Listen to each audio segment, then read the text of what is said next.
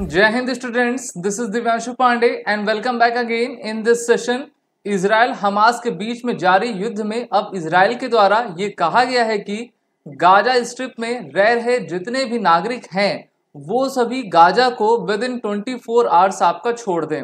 और इसमें अब यूनाइटेड नेशंस की भी प्रतिक्रिया सामने आई है। तो ये बयान इजराइल के द्वारा क्यों दिया गया है और इसका सिग्निफिकेंस आने वाले इस वॉर में किस प्रकार से रहेगा, इसको हम आज के इस क्लास में जानेंगे। शुरुआत करते हैं आज के इस सेशन की। भारत इजराइल के साथ डट कर खड़ा हुआ है। इजराइल के साथ काफ़ी दुनिया के देश भी हैं। वहीं पर इसी बीच इजराइल के सरकार के द्वारा ये बयान दिया गया है कि इजराइल में जितने भी नागरिक हैं वो गाजा स्ट्रिप के सदर्न पॉइंट को छोड़कर चले जाएं, क्योंकि हम नहीं चाहते हैं कि हमारे एयर स्ट्राइक में इनोसेंट सिविलियंस की जान जाए। इस कारण से इन्होंने कहा है कि अराउंड 1.1 मिलियन यानी कि लगभग 11 लाख पब्लिक जो है गाजा स्ट्रिप के इलाके को छोड़कर दूसरे जगह आपकी शिफ्ट हो जाए। अब इससे तो एक तरीके से केओस उत्पन्न हो जाएगा कि 11 लाख पब्लिक जाए तो जाए कहाँ पे। और ये आपका सिग्नल देता है कि जो ग्राउंड ऑफेंसिव टारगेट्स हैं इजराइल के द्वारा आपके किए गए हैं उसमें इजरायली मिलिट्री अब ग्राउंड टू बूट करना चाहती है गाजा स्ट्रिप में।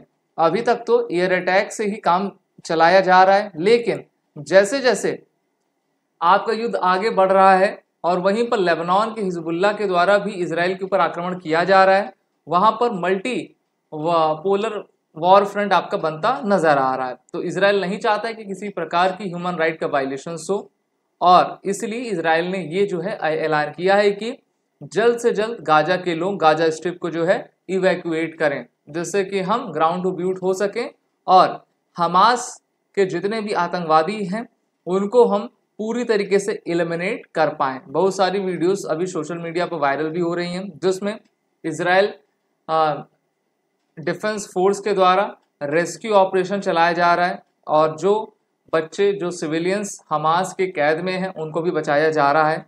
और यहीं पर जो है WHO के द्वारा कहा गया है, अपील उन्होंने की है कि WHO appeals for immediate reversal of Gaza evacuation order to protect health and reduce suffering. जब भी इतने बड़े मात्रा में विस्थापन होगा तो बहुत सारी कैजुअलिटी भी होती हैं।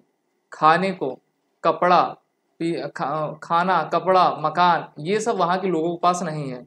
और इजराइल भी इस बार पूरी तरीके से तैयार है, क्योंकि नहीं चाहता है वो कि आने वाले समय में एक बार फिर से हमास फिर से पनप पाए, फिर स्ट्रेंथन हो सके, क्योंकि अगर वो फिर से शक्तिशाली होगा तो इजराइल के ऊपर फिर से हमला करेगा।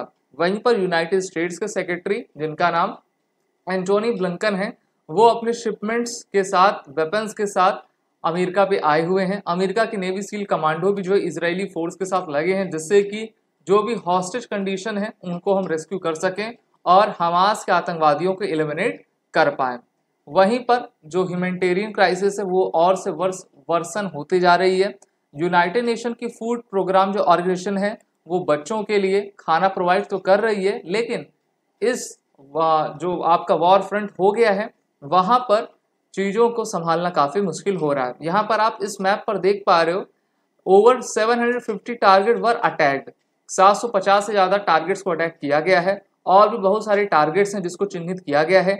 हमास के आतंकवादी क्या करते हैं कि वो मॉस्क में, स्कूल्स में, यूनिवर्सिटी में जाकर वो छुप जाते हैं और एक प्रकार से वो भी अंदर आपका सुरंग टनल बनाए रहते हैं, जिससे कि जब भी एयर स्ट्राइक होती है तो वो अपने आप को बचा सके।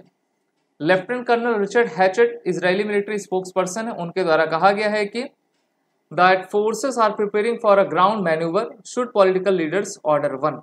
ओके, तो 4000 से ज़्यादा टैंक इजराइल के लेबनान बॉर्डर पर आपके रख दिए गए हैं, जिससे कि अगर हमास को समर्थन हिजबुल्लाह जैसे देगा और ये वॉर आगे बढ़ेगी तो उसमें जो है इजरायली डिफेंस फोर्सेस अपनी आर्टिलरी की मदद से उनका मुंह तोड़ जवाब दे सकें। अगर हम गाजा को देखें तो इसको आपका हमास के द्वारा रूल किया जाता है और ये लैंड 40 किलोमीटर तक आपकी स्ट्रेच है।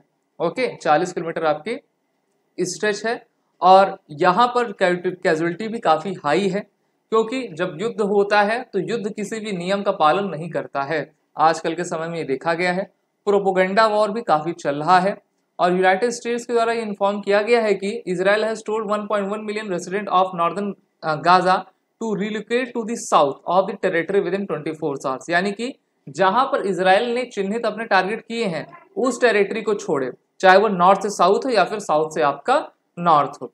तो इसीलिए यूनाइटेड नेशंस ने कहा है कि ऐसा ऑर्डर किसी भी तरीका इजराइल न दे, क्योंकि इससे काफी बड़ी मात्रा में क्राइसिस आपकी उत्पन्न हो जाएगी।